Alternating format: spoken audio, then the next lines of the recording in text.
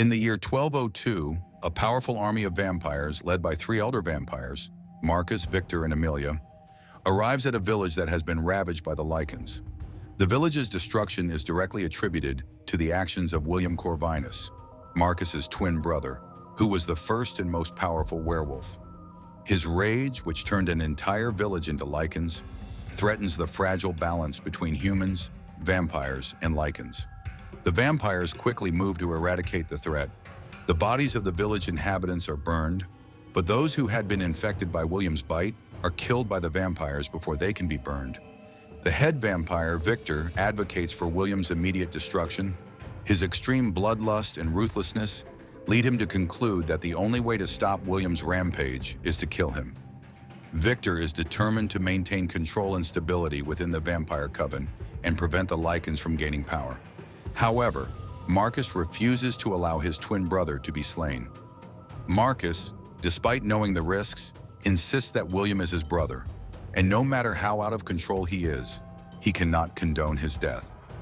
In the end, Victor and Amelia decide to imprison William in a secret location, an ancient, well-hidden prison where the first werewolf will remain locked away, far from civilization for centuries to come. Fast forward to modern times, where Selene, a fierce vampire warrior, hunts lichens as part of the ongoing war between vampires and lichens.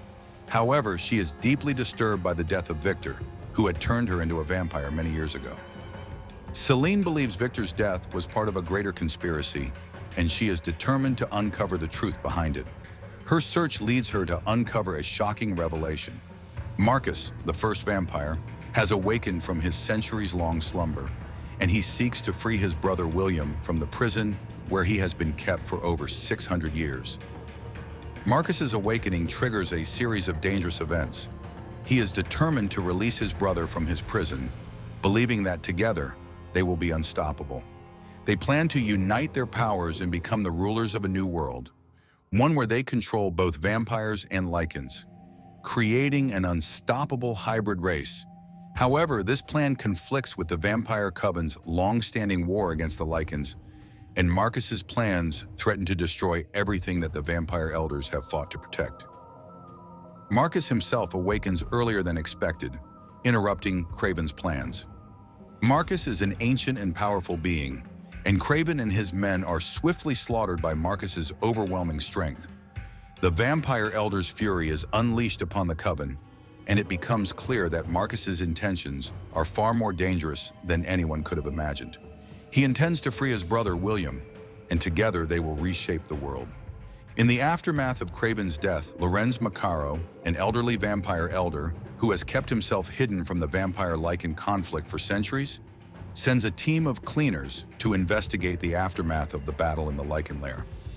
Macaro, in his investigation, uncovers a shocking truth. Victor, who had once been a powerful leader within the coven, was secretly working with Craven to overthrow the leadership of the vampire coven. Victor's betrayal runs deeper than anyone realized, and Macaro's discovery forces him to confront the lies and conspiracies that have defined the vampire-lichen war for centuries. Macaro's investigation reveals that Victor's death was not only part of a power struggle within the vampire coven, but that it was intricately connected to a centuries-old secret.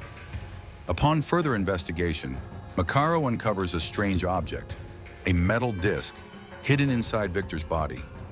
This disc is revealed to be a key that matches a pendant worn by Sonia, Victor's long-dead daughter. The other half of the pendant is now in the possession of Michael. The pendant, it seems, holds the key to unlocking the prison where William has been held for centuries. This revelation deepens the mystery and begins to tie together the fates of Michael, Selene. Meanwhile, Marcus continues to hunt Selene and Michael, who are now in possession of the pendant. Marcus believes that the pendant is crucial to unlocking the prison where William is being held, and he will stop at nothing to acquire it. Selene and Michael, now aware of the pendant's significance, flee from Marcus's pursuit and take refuge in an abandoned warehouse. It is here that the two are forced to confront their feelings for each other, and their bond grows stronger. As they share a quiet moment in the warehouse, Selene recalls fleeting memories of her childhood, during which she saw the pendant but could not understand its significance. Determined to uncover the truth, Celine and Michael set out on a journey to find answers. They travel to the hideout of Andreas Tanis, an exiled vampire historian who holds crucial information about the origins of the vampire and lichen races. Tanis, a knowledgeable yet enigmatic figure, reveals that Marcus is the first vampire, created when a bat bit him, transforming him into a creature of the night. His twin brother, William, became the first werewolf after being bitten by a wolf. Tanis explains that Marcus, in his desire to stop his brother's destruction, offered Victor, a mortal warlord at the time, the chance to become a vampire in exchange for Victor's help in capturing William and stopping the werewolf plague. Victor, motivated by his desire for immortality and his fear of death, agreed to Marcus's proposal, ultimately becoming one of the Vampire Coven's most powerful members.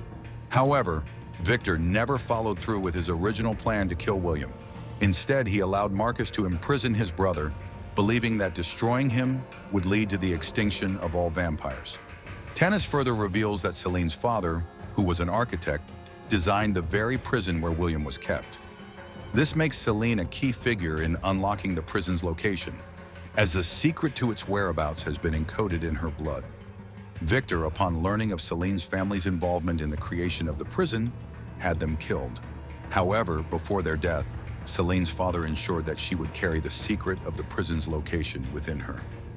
This revelation shakes Celine to her core, as she learns that her entire existence has been intricately tied to the vampire lichen war since her birth. With this newfound knowledge, Celine and Michael set out to confront Maccaro, who has more information to share. When they finally meet Maccaro, they are shocked to learn that he is, in fact, Alexander Corvinus, the immortal father of Marcus and William. Alexander reveals that he has spent his entire immortal life trying to prevent the destruction of the vampire lichen world and keep the war a secret. However, he refuses to help Celine in killing his sons, despite their destructive and dangerous nature. He explains that his desire to keep the balance intact is paramount, and that the destruction of his sons would tip the scales too far. Marcus arrives at Maccaro's location, seeking to capture Celine and Michael. In a brutal confrontation, Marcus mocks his father's refusal to help, revealing his plan to free William and rule the world as a godlike figure. With his brother by his side, Marcus believes they will be unstoppable.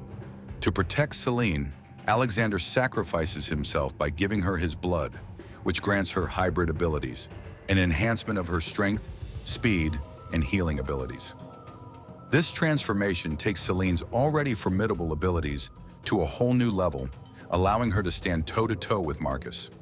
Celine and Michael, now fully aware of the stakes, board Alexander's helicopter and head toward the prison. However, Marcus has already freed William and chaos erupts. As the battle rages on, William turns the vampire cleaners into werewolves, making the situation even more dangerous. Michael, who had been gravely injured and thought to be dead, awakens in his hybrid form and joins the fray.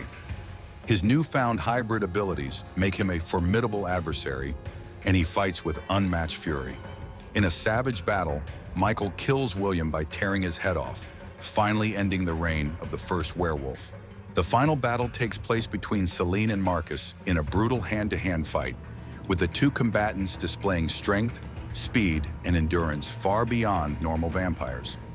The fight culminates in Marcus's death when Celine uses the blades of a crashed helicopter to impale him, ending his reign of terror once and for all. After the battle, Celine stands victorious but changed. The blood of Alexander has given her hybrid abilities, including immunity to sunlight, something no vampire before her could ever claim. So guys, the movie comes to an end here. If you guys enjoy the video, don't forget to subscribe to the channel. See you in the next video.